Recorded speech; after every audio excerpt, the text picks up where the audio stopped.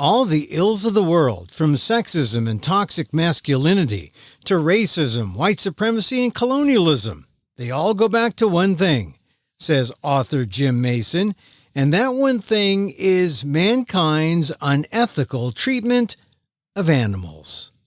Author Jim Mason, his book, An Unnatural Order, next on the PETA Podcast.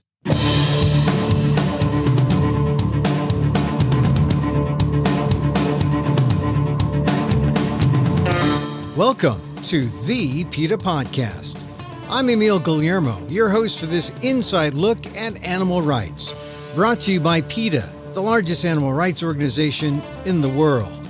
On today's episode, Jim Mason, who wrote a book on factory farms with the noted philosopher Peter Singer, then in 1993 wrote a book called An Unnatural Order, The Roots of Our Destruction of Nature. He says it was his revenge for what was his life as a farm boy in the Ozarks and what that did to him. There was a time when I caught an animal in a trap. My older brother, had set a trap line for muskrats, and he had to go away to a farm boy conference, an FFA conference, and he wanted me to run the trap line, and I really dreaded it. I dreaded the morning I would actually find an animal in a trap. And sure enough, one morning there was a muskrat trapped. And I could tell that it was horribly injured, that I couldn't just release it. Its guts were actually hanging out. So I knew I actually had to put it out of its misery. I had to club it to death with the oar from the boat. And it broke my heart. And another telling part of that incident is after that was over, and I went back up to the house to get ready for school, I was ashamed of myself. I didn't want to tell my family what had happened. I was ashamed to tell them that I was upset by having to kill this animal. A farm boy should do that with no remorse. But just think of it. It hurt me to kill that animal, and I felt ashamed of myself. That's what the agrarian culture was doing to me, making me do things that my instincts, that my animality, my good human animality didn't want me to do. But the farm culture said, you have to do this. Mason, who participated in PETA's virtual animal rights conference, believes what he was taught as a farm boy was a toxic masculinity, but it led to an overall toxicity of being. Mason's research shows how agrarian values evolved over many thousands of years and changed when man's relationship to nature, and especially animals, changed. Our animality changed when man believed he had dominion over the animals, and when that was realized, it gave the right to the strong to have dominion over the weak among humans. Hence racism, sexism, colonialism. As Mason sees it, it all stems from the treatment of animals. Where animals were once thought of as mysterious and spiritual, they became domesticated and went from gods to goods. That anti-animal attitude Mason calls Misothery, a coinage he explains in our conversation. Mason is out with a new, revised, and updated edition of An Unnatural Order, The Roots of Our Destruction of Nature, first published by Simon & Schuster. It all starts with that relationship to animals. Here's my conversation with author Jim Mason on the PETA Podcast. I'm not so actively involved in activism these days, although I do keep in touch with a farm animal sanctuary near here called Poplar Spring. Mm-hmm. And my joy is to go out there on Sunday morning and scoop pig poop. Well, it gets you back in touch with your roots. Yeah, because as you know from the story, the first trauma when I was about 5 years old involved pigs. And I sort of feel like for my spiritual resurrection, I need to reconnect with pigs. Yeah. So you're out there in, I lived for a long time, about 10 years in suburban Washington. So I'm glad that you've joined us here. So let me just begin your book, An Unnatural Order: The Roots of Our Destruction of Nature. You wrote back in 1993, and now you've updated it, 2021. I guess you gave us warning in 1993, but now in 2021, it seems, did we take heed? Did we get it right, or are we still striving? Well, I always look at the human population in the bell curve, where you have one end is paying attention and doing something, and the other end is hateful and in denial and totally negative, and everybody else is kind of in between with a mixture of awareness and concern. So we deal with those that will listen and pay heed and try to do something. And I think, unfortunately, that's not quite the majority of the population. So that makes us have to work harder, I think. Yeah. And all right, so 1993 you wrote it. Now we're in 2021. Where would you Right. say is our progress since you wrote the book in 93? I have to say that awareness is much better. I know when I wrote it and published it in 93, that roughly coincided with the big environmental conference that was held in Rio de Janeiro that year in Brazil. And at that conference, there's quite a bit of discussion about climate change, and I think they called it global warming back in those days. So I do think that there's more awareness, and I understand that especially among younger generation, the awareness is much more emotional, much more concerned. The older people of my generation are still kind of like not paying attention or skeptical. They don't want to hear about anything negative. And a lot of them, I guess, have a complacent attitude that, oh, what the hell, I'm old and I'm going to die soon anyway. So, but the younger generation really sees, I think they really see and feel for what's coming. And of course, it's already here, right? Yeah. It's come, it's arrived, and it's only going to get worse. And I think we should talk about what's going to get worse, not only temperatures and extreme events like more fires, more hurricanes, more severe weather. But with that, the second tier of results is those things affect people. When regions begin to experience some of the severe consequences of climate change, that people are going to migrate. They're going to want to move around. And we're already seeing a lot of migrations. Some of the migrations in the American southern border, some say, are because of climate change in Central America, South America. It's not only political emigration, but it's they're escaping harsh climates change there. And that's going to happen around the world, especially in the tropics. And so many of those populations are going to try to go somewhere. And they're going to go to the temperate regions, which is most of Europe and North America and other places. And those migrations will be a huge political and social crisis. It may very well cause dislocations in government policy, such as we're already seeing. What we see in Europe now is a right-wing trend, a trend toward authoritarian governments. And some of the policy discussions about that have to do with people's fear of migrations caused by climate change. So when that happens and you get authoritarian governments spreading and getting stronger, and of course we have those tendencies right here in the United States, we can look forward to a future with a lot of political and social conflict and competition for resources, meaning food, shelter, electricity, fresh water. We're already seeing the early warning signs of that.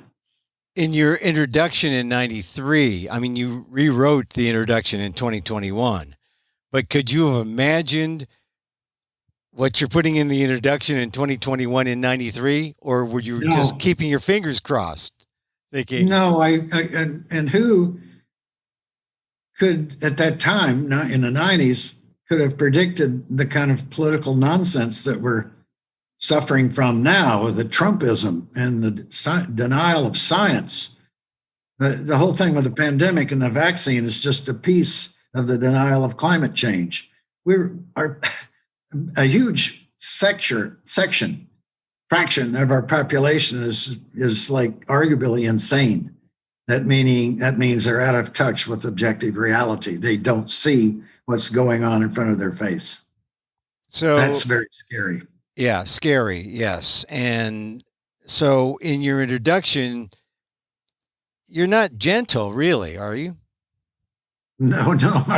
I think I think we have to hit people in the head with a hammer to get their attention, you know? And of course, the climate is doing that for us, but it still has to be emphasized. It has to be explained why this is happening. People need to understand that there's a cause to all of this. And where there's a cause, there can be a solution. We can pinpoint the causes: overpopulation, excessive use of fossil fuels, inefficient agricultural systems that pour carbon into the atmosphere. We know the causes, but we seem to lack the resolve to address them. Yes. And let's go back because you involve the animals at the root. That goes to the root cause. The title of your book is An Unnatural Order, The Roots of Our Destruction of Nature. And implied in the title is, we did it. No mistake about it. Is it mankind or is it just Americans? You're an American. You're born in America. Do we bear the brunt of it, or is it really all of us? Well, the culture that I analyzed is what we call the agrarian culture. That's the culture of farmers. And that begins about 10 or 11,000 years ago when we began to domesticate animals. But let me tell you how I came to write the book, An Unnatural Order, how the central ideas of that book began to emerge in my brain. It began in the early 1980s, and I had just published Animal Factories with Peter Singer. Mm-hmm. I had spent years looking at familiar farm animals: cattle, pigs, chickens, turkeys, the animals that are today in factory farms. And in the wake of the publishing of that book, I became really fascinated with these domestic species. And I got to very curious about where did they come from? Did we always have domestic animals? How did we come to have domestic cattle and pigs and sheep and chickens and things? So I began to read up on it, and I found out that at the time there wasn't a lot known about the mechanics or the details of domestication, how it happened. Well, in doing a lot of reading, I discovered that it probably began with hunting in the Middle East, and we can trace the domestication of the major farm animals to the area that we now know as part of Turkey and Iraq and Syria, where almost all of the major domestic animals were first domesticated. Sheep and goats in the mountains of northern Iraq. Not long after that, cattle, and not far away, horses. So I began to read up on all that, and what seems to have happened is that as that area became more crowded by forager people, that is, people who lived off the land before they were farmers, they began to practice what they call selective hunting. That is, a particular tribe or social group of people, say that lived in the mountains, would specialize in hunting these wild goats or, say, sheep. And over time, their hunting, specialized hunting, became so organized that they virtually followed the same herd season after season until they became so familiar with that herd that they were almost in control of that herd. And the most likely present time counterpart or example is the San people that live now in Sami people that live in Norway that herd reindeers. The reindeer are semi-wild, semi-domesticated. They follow their own migration patterns, but the group of people kind of live with the herd and follow the herd and sort of mildly and moderately exploit the herd for its milk and hides and meat and so forth. So they think that domestication of sheep and goats began that way, that these hunters began to just specialize in a specific herd of sheep or goats. And in centuries of this, the sheep and goats are almost under the control of the human group, the social group, the tribe. And eventually that tribe begins to confine them. Instead of following the migrations of the animals, they begin to keep them under human control. And then centuries later, perhaps a millennia later, this group, this tribe, or the people, the tribes of the region, learned to control the sexuality of these animals. That is, they learned to put these males with these females to get a desired result. So we have true animal husbandry, which is the control of the sex and reproduction of the animals to get an outcome like more milk, bigger horns, a certain color pattern in the coating. That's true domestication. And that probably isn't solidified until, 7 or 8,000 BC. And it happens first with sheep and goats, then cattle, horses, all the animals. So this is kind of like an evolution of human traits impacting their will on animals, and it passing down through the centuries as a kind of learned trait that is mankind's trait. This is the way we deal. This is how we screwed up the what you put it, the natural order, and got the unnatural order. Yes. Now there's a very important point that is not well understood by most people. Some experts and intellectuals understand what I call the importance of animals to the human mind. And I'm talking before and after domestication, especially before domestication. It's a chapter in the book called Animals, the Most Moving Things in the World. To the pre-agricultural mind, what I call the primal culture, this is people that we used to call hunter-gatherers. Now we call them foragers because their diets were predominantly plant-based. The hunting thing has been greatly exaggerated. But the point is, animals were the most powerful thing in the world around the human, the pre-agricultural humans, of forager people. And if you think about it, now this idea is not well understood, but I really need to drive it home to people to try to imagine yourself living, say, 100 or 200,000 years ago, when human culture wasn't developed. We might have had a rudimentary language, but we didn't have writing. We lived in family groups. We lived essentially outdoors. We didn't have houses and roads and television and newspapers yet. We lived in nature. We lived among animals. We would hear them and see them and sense their presence around the clock. Some of them terrified us. Some of them were amusing. They did all kinds of things that tickled the curiosity of human beings. Human beings had animals on the mind from the time the mind begins to surface in the early examples of human species, not the modern human Homo sapiens, but the earlier ones, Homo erectus, Homo habilis, and all of the names of the earlier human species. They had some level of human mind and imagination, even though they weren't as advanced as the modern human species. But animals were always present, and animals were impressive. Animals did things that we would recognize as familiar. Animals ate, slept, defecated, urinated, copulated, had sex, had babies, died, they bled.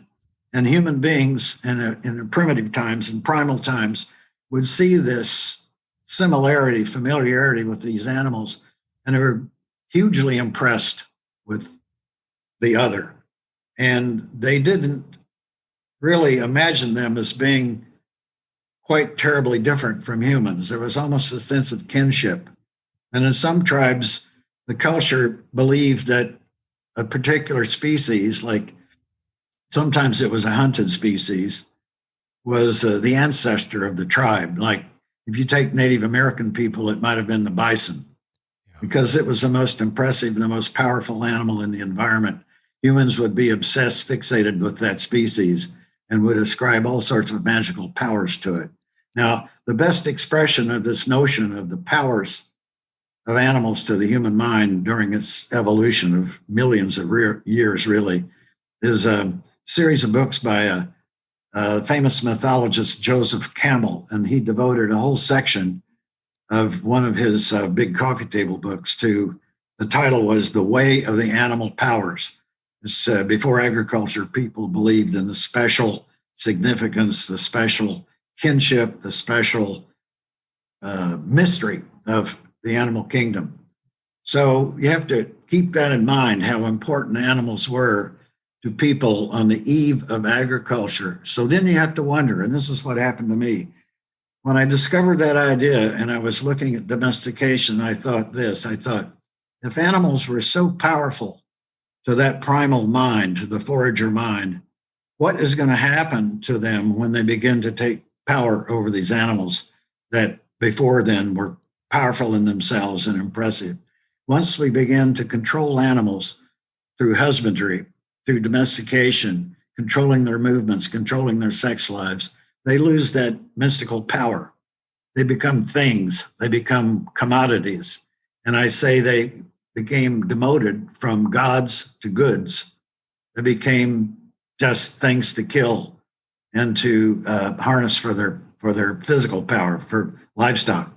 And that barnyard. And that change took place when the animal husbandry, the ag culture began to dominate, began to really take shapes over. It. Yeah. Really shapes it. Once we, and all of this takes a few thousand years.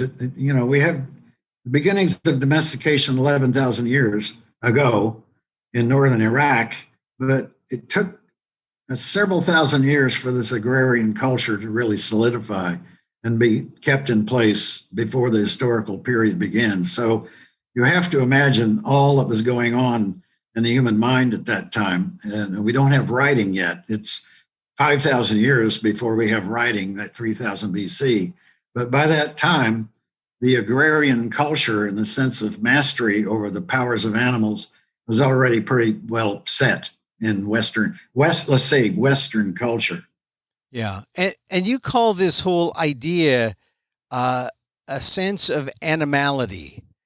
Yes. And that is our relationship to animal. It describes our relationship as fundamental. Like you said, in the early days, early days, there was no otherness given to the animals. And we felt kinship. Yeah.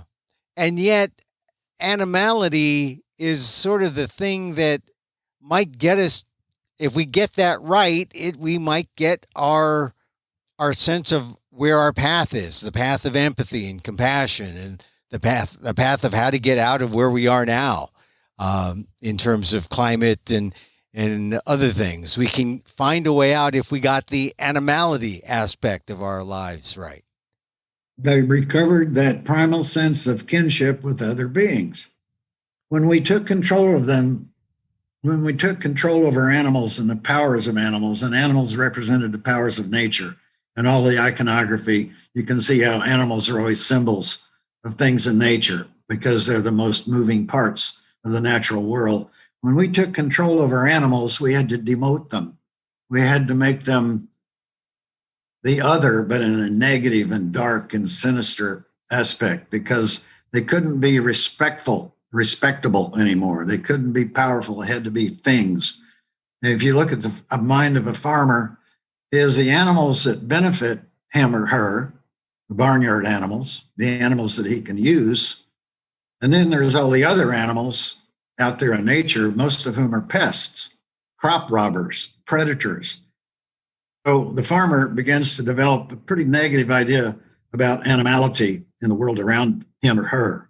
so that we get what I call misothery, which is a similar word to misogyny, which is contempt for women. Misothery is contempt for animals and nature. So Western culture in an early stage becomes imbued with separating us humans from other animals, and we begin to develop the sense of human superiority, of being special, of not being part of the animal kingdom, of separating ourselves with other animals. And this is the basis of the Western worldview. The other word that comes up besides animality in your book is this idea of dominionism. And Yes. I guess that's the idea that some people are just better than others, right? Yeah. The word for it might be human supremacy, which is a belief that we're special, that we are created in the image of God, that we're not. Most people don't even believe that we're animals. You argue with the average person and say you're an animal, they consider it an insult. In fact, it is an insult. If you read the papers after there's been a horrendous murder, the serial killer, the savage children and murdered people, they call them animals openly in the press. You see the law enforcement refer to the rapist serial killer as an animal. Only an animal would do this. No, actually, animals don't do those things. Only humans do those things. And, you know, what got me when you talk about dominionism and you identify it and you talk about how it leads to this idea of supremacy, human supremacy in terms of the animals, but supremacy over other beings as well. I mean, you talk about misogyny, you talk about racism and colonialism, and all of this from the root cause is mistreatment of animals at the very beginning. That's where it starts. Once we learn to take control, and I mean control over the lives and the bodies and the power of animals, we begin to feel invincible. We begin to feel very superior, because bear in mind the idea that animals used to be considered very important in the development of the human mind. They were the powers. They were the first art on the walls of the caves. And once we took control over these beings that we used to respect and feel akin to, now we begin to feel extremely powerful. And guess what? All the anthropology I read said it was the animal herds people, the various herders of the world, not just the Hebrews, but many other tribes like the Hebrews that domesticated animals, sheep and goats and cattle, were the kinds of sociocultural groups that invented the idea of the single God. Monotheism comes from herds people. And it sounds like a far out idea, but I've read this in many, many sources in anthropology. That's where the idea of the all-powerful God in the sky comes from. And what does this God do? He looks like us. This God is a he. He made us in his image, and he gave us a license to steal, essentially, and to murder and pillage and loot. He gave us the world for us to use as we see fit. This is the God that we invented. And all this, of course, used or misused as justification by followers or by the people here on Earth, who then go on with this idea of dominionism, and it leads to not just dominion over animals, but dominion over weaker peoples. So you get racism, colonialism. It's all tied in there, which now suddenly you've got an explanation for not just an explanation for climate change.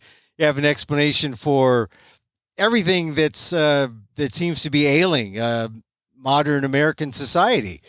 It stems from our domination of nature. You talked about the word dominion, which I use a lot in the first chapter. In the Bible, which is, the basic formula for Western civilization, Western culture, the Holy Bible, it's the book for all three major religions, Judaism, Christianity, and Islam. They all have basically the same creation story. And in that creation story, God up there, three times he gives man, that's the language of the Bible, dominion over the earth. And in the same breath, he basically places women in a submissive and lesser status to be controlled by the husband. And animals, of course, are given to us for our use. So these are the building blocks of the Western worldview. And even if you're not religious, you have this worldview. Even the Greeks and the Romans had this worldview long before there was a written Bible, because they too, Greeks and Romans, were the other roots of Western civilization. They believed in human supremacy. They believed that we were special and that we were not an animal, that we had control over if you read Aristotle wrote that everything belongs to us to use as we see fit. And by the way, those cultures were both slave societies. When we marvel at the sculpture and the temples of the Greeks and the Romans, those were built by slaves. They instituted slavery into Western society, so that when the 16th, 17th, 18th century come along, the Western culture of the Europeans, which conquered the Americas, slavery was already a fixture in their mind. It wasn't a bad thing. Right. So they enslaved people when they found the New World. And of course, none of these ideas are gone from our 21st century moment. There's still slavery in the modern day. There's still racism, certainly, still colonialism. We started out talking just about animals, but we've come to this whole cauldron of all the bad things in modern life. All the power trips. All of the power trips over the other, whether that other be a person of same-sex orientation or a person of another gender, another sex, someone who looks different from you or your people, they are an other, and they are treated as inferior.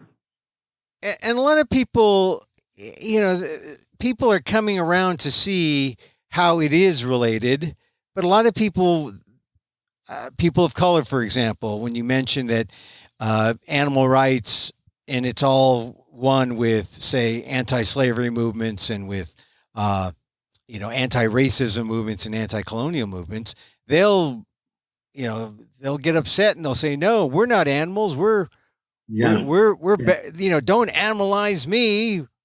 Yet they don't quite understand that it's said in kinship and not out of othering. Well, that's a good point, because now, of course, critical race theory is very controversial. And I haven't looked into the syllabus or the lesson plan for teaching critical race theory, but I believe I just assume, and I need to look into this, I'm not sure they go back far enough in history to look at slavery in the West. Slavery was an institution until relatively recent times, really. Not just the slavery that we talk about in the rural South, of the cotton-based slavery and the sugarcane-based slavery in Brazil and the islands, but slavery was already a fixture in Europe, right, when they discovered the New World. So here's the Europeans about ready to get on their boats and discover America, quote unquote, discover America. Right. Columbus, Cortez, all of those guys, Pizarro. They come over to a really strange place to them, a wholly different landscape. And it has these beings in the landscape that look like humans, but they look very different and they behave very differently from what the European is used to. And there was a big debate in Europe in the first decades after the encounters, they call them, after Columbus. Were these beings humans? Were they subhumans, or were they animals? There was one faction that just considered them animals. And there was another faction, the progressives, the liberals back in Europe, said, no, they're subhumans. They might have a soul. So they became subjects for enslavement. And the reason African Americans ended up being the major population of slaves is because the Native Americans died out so fast from epidemics. There were hardly any Native Americans left, especially in the West Indies. The entire island populations died from smallpox and European diseases because it didn't have immunity. The epidemics basically destroyed, I've read in 3 different places, in the 90 percentile of the population of Native Americans in the first 200 years. So if you want slaves, there aren't any Native Americans left to enslave. So you start bringing Africans over because the Portuguese had already started doing this. So they began bringing Africans over in huge numbers in the 1500s and early 1600s. Yeah, and it's funny that how you mentioned the original. Well, I guess I call them the original explorers, the explorers in history: Columbus, Magellan, Pizarro, Cortez. Yes. It's no different than going into outer space, right? They went into outer space. They found aliens. They didn't know what they were. They conquered them and made them slaves. A major prejudice that some of the explorers mentioned in their notes when they wrote back to Europe was that these people have no civilization. They have no culture. Yeah. Therefore, they may not be human because, yes, they had plenty of culture, but it was just so different from what Europeans were used to that they just considered them like animals living in the forest. Yeah. And speaking of animals again, like I know Cortez and Mexico and the horse, that was an important thing. Yes, exactly. And once again, animals, they, come into the equation. And, to get back to what we're talking about at the beginning, the ag idea, when our animality is out of whack, then everything goes out of whack. Yeah, the essence of the agrarian mindset is that we can control nature. We learned to control the cultivation of wheat. We took what was a wild wheat and made it a domestic wheat.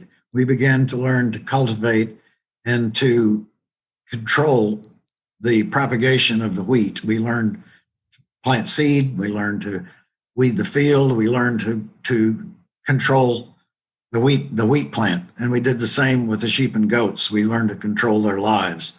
And that gave us a sense of power over not only those sheep and goats, but all sheep and goats and all nature that those animals tended to represent. And that was what intellectuals have called the alienation from nature that we haven't really begun to address in the 21st century.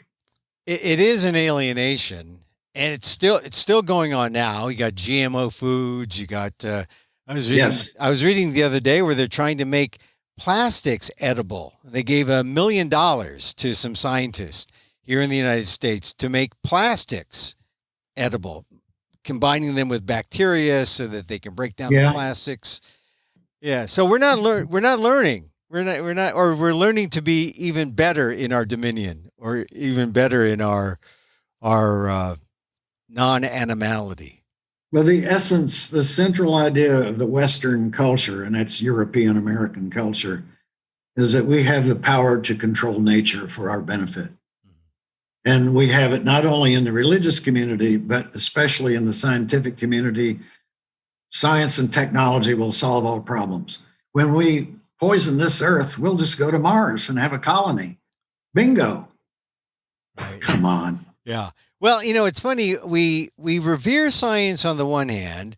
We say, especially in the vaccine politics of the day, we say, yes, let's listen to the politics, or let's listen to the government, and let's listen to the scientists. And then yet on the other hand, science has that other side to it too, where it can be wrong as well. So, well, science will be applied according to the values of the people who control the science and technology. Like if we have a nature-busting, world-conquering mindset, we're going to use science and technology to do just that. Yeah. Now, if we had a worldview that was more in kinship and more of a bonding with the natural world and the living world, then we would apply science and technology to addressing climate change, of trying to adapt our agriculture to more sustainable methods, to try to quit the foolishness of trying to conquer space. We have no business conquering space. I know it's a wonderful experiment, a stunt, if you want to call it that, but it's $1 trillion stunt. And that money, I mean, everyone's all crazy now because Jeff Bezos and the other guy, Richard Branson. Yeah. or going to conquer space and as a private enterprise. I'm not impressed. Yeah. I'm not happy with that because someone asked Jeff Bezos why did he want to send a rocket ship into outer space. And you know what he said? And I wish I could find the source for this. He said, because that's the best thing I could think of to do with my money. Oh. Hello. I think if you've thought a little harder, you'd find a lot better ways to use that money. Yeah. But no, he wants to put the big penis in the sky and wave it around and show everybody how powerful we are. Yeah. Well, that's a stunning thing happening this week, of course, that we haven't learned, but it's going to happen. But to get back to this idea, animality, Yeah. And to get back to the root causes, we're up against it because it's in our culture, the idea of manhood is tied in with dominion over the animals. And you tell some very personal stories. At the recent PETA conference, you told some stories when you were 5 years old and how that has kind of, do you think about stories that happened to you at 5, as a young boy, as you do your research, does it come back? Did it hit you that, that was the start for at least you personally? Yeah, absolutely. I said in that interview in the PETA session, my book, An Unnatural Order, is my revenge against the agrarian culture that made me do terrible things to animals on the farm. And the example, the story that gets everyone, and it always gets me when I tell it. I choke up and I cry and shed tears, and I'm not ashamed of that because I want to show the pain that it caused me as a 5-year-old when I walked out of the back porch one day and I saw a wash tub full of bloody pigs' heads. That's the first thing I noticed, and it shocked me. And I looked up, and there were 2 or 3 steaming pig bodies hanging from a big limb of this giant oak tree. And the shock basically caused me to black out. At that moment, I don't remember anything after that. But years later, my mother told me that I became hysterical that day and was disturbing everyone because they were slaughtering pigs. It was a slaughter day. And I was upsetting everybody. So they had me go to town with her sister, my aunt. And I had to stay there for several days until I calmed down. And it's telling too, it's heartbreaking when I mentioned, Mom says I didn't want to come home. I didn't want to come back to the farm. And then years later, similar things happened. It was not just one trauma, but there were many like that. Yeah. There was a time when I caught an animal in a trap. My older brother, had set a trap line for muskrats. And he had to go away to a farm boy conference, an FFA conference. And he wanted me to run the trap line. And I really dreaded it. I dreaded the morning I would actually find an animal in a trap. And sure enough, one morning there was a muskrat trapped. And I could tell that it was horribly injured, that I couldn't just release it. Its guts were actually hanging out. So I knew I actually had to put it out of its misery. I had to club it to death with the oar from the boat. And it broke my heart. And another telling part of that incident is after that was over, and I went back up to the house to get ready for school, I was ashamed of myself. I didn't want to tell my family what had happened. I was ashamed to tell them that I was upset by having to kill this animal. A farm boy should do that with no remorse. But just think of it. It hurt me to kill that animal, and I felt ashamed of myself. That's what the agrarian culture was doing to me, making me do things that my instincts, that my animality, my good human animality didn't want me to do. But the farm culture said, you have to do this. And you were responding as a true being of the world whereas others who may have been indoctrinated by the farm culture would have just gone off and done it and not have thought twice about it. Yeah, they compartmentalize it. I compartmentalized it for many years. It wasn't until these incidents occurred when I was 5, 6, 7, 8, 9, 10 years old. About every year there was something like that. The one that Ingrid wanted me to talk about was the day I had to climb over the fence to go to the corral to castrate and dehorn the calves. And I started crying. I think I was about 10 years old when this happened. And I had an uncle was climbing over the fence with me, and he said, if you don't stop crying and act like a man, we're going to send you back to the house with the girls, meaning my mother and my aunts. He was shaming me. He was bullying me into being a good farm boy, imbued with the agrarian culture, saying to us, this is necessary. We have to do this. We have to inflict this pain and this cruelty, and it's necessary. So that's the agrarian culture. So I like to say I wrote the book as revenge against those things that the culture forced me to do that were very painful. And I say I buried all this for so many years. I didn't even think about them until I was in probably my late 30s, early 40s, when I began to get involved with animal rights.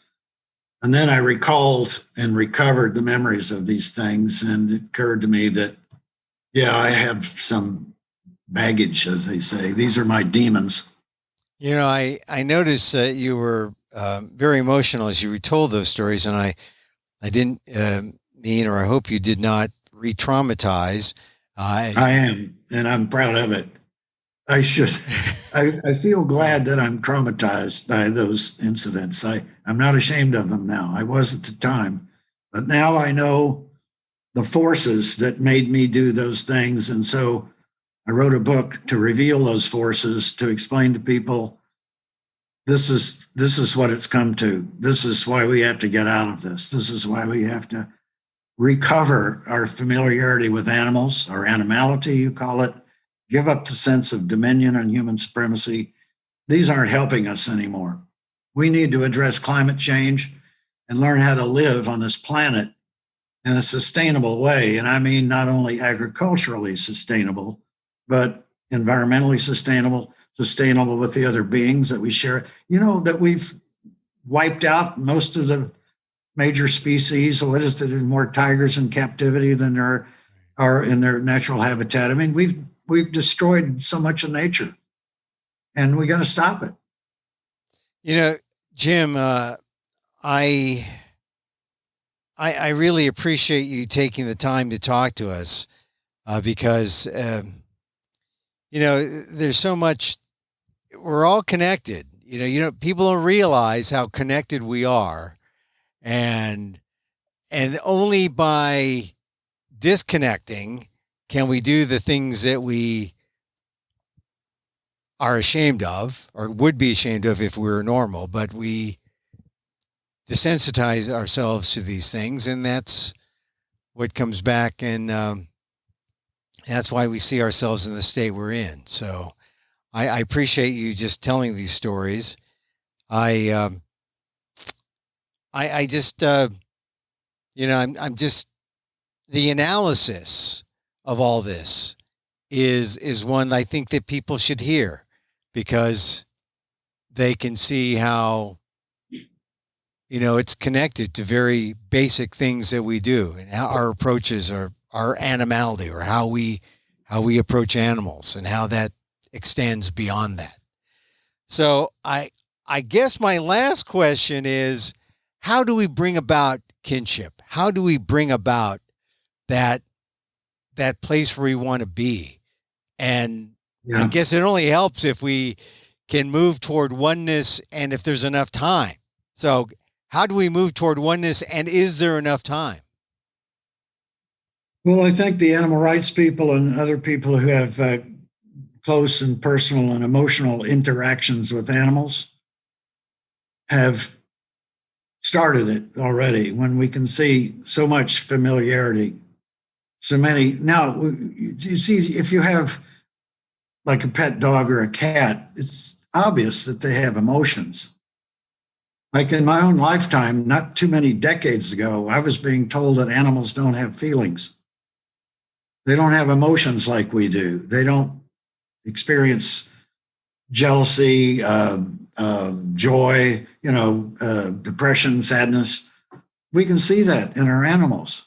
We need to connect with the emotionality of animals. We need to see the similarities between the feelings that we're experiencing, whether they be the positive ones or the negative ones, and at least the animals that we keep in our homes, the mammals, we know can indicate those, express those feelings.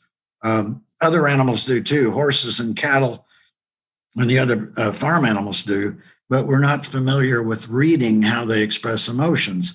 Anybody that's around a lot of horses all the time knows that horses express their feelings in body language, with the way they hold their head, with the way they move their ears.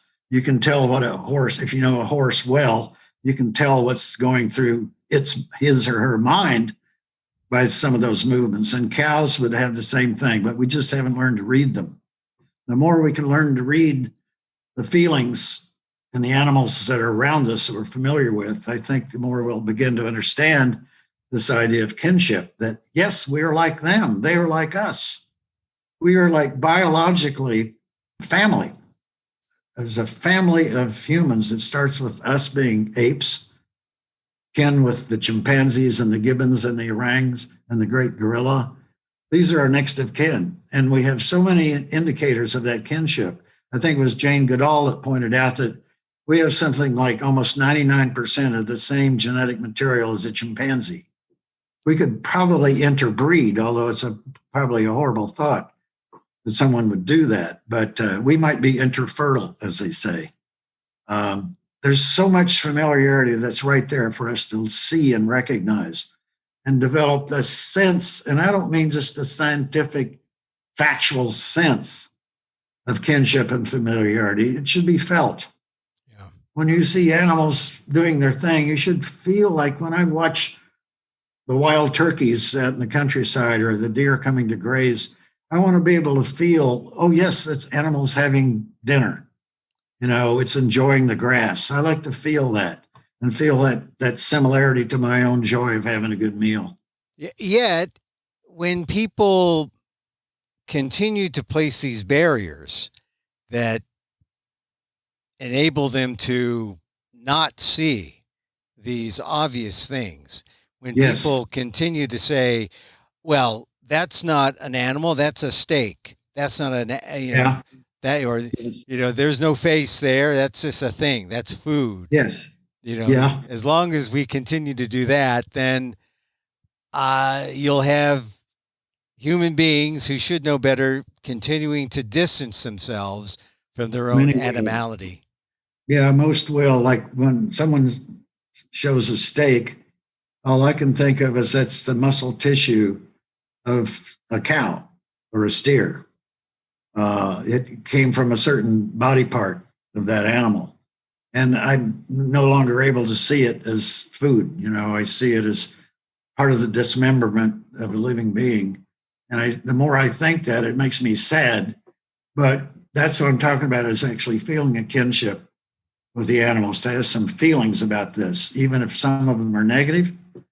I think the barrier that you pointed to, the alienation that keeps us from feeling kinship, is this concept that I use the word misothery. It's a huge barrier in our culture. Animals are just like racism keeps us from seeing the similarity of their colors. It keeps us from thinking that they're like us. They're human like us.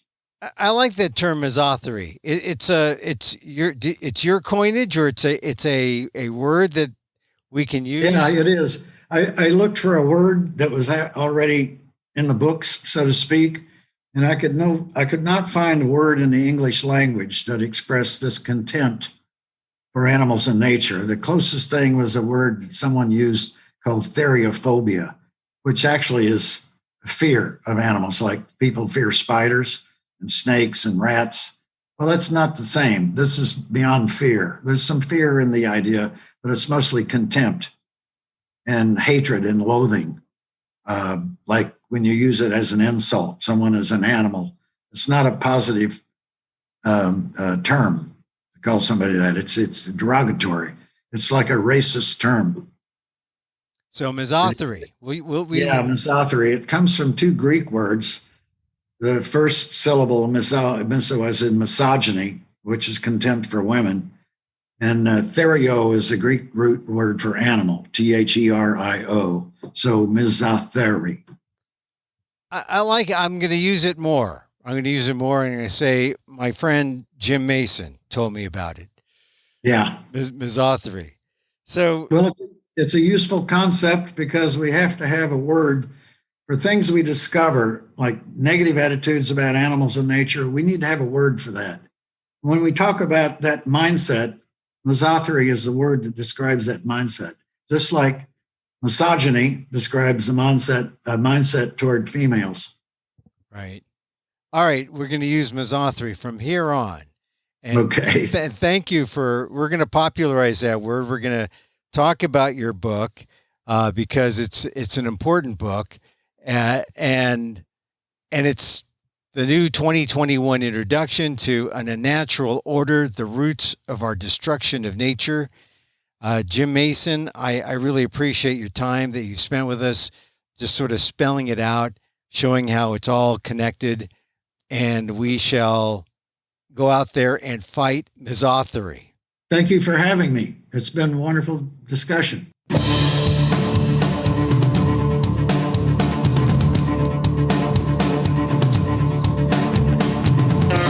Author Jim Mason, his new revised and updated edition of An Unnatural Order, The Roots of Our Destruction of Nature, is available now wherever books are sold. And that's our show for today. Thank you for listening. Don't forget to send a link of this show to your friends. Tell them you like the PETA podcast. You can contact us at PETA.org. You can find me on Twitter at Emil Amok. That's EMILAMOK. Or see my vlog at amok.com. Or see my work at ALDEF, the Asian American Legal Defense and Education Fund. That's at ALDEF, AALDEF.org/blog.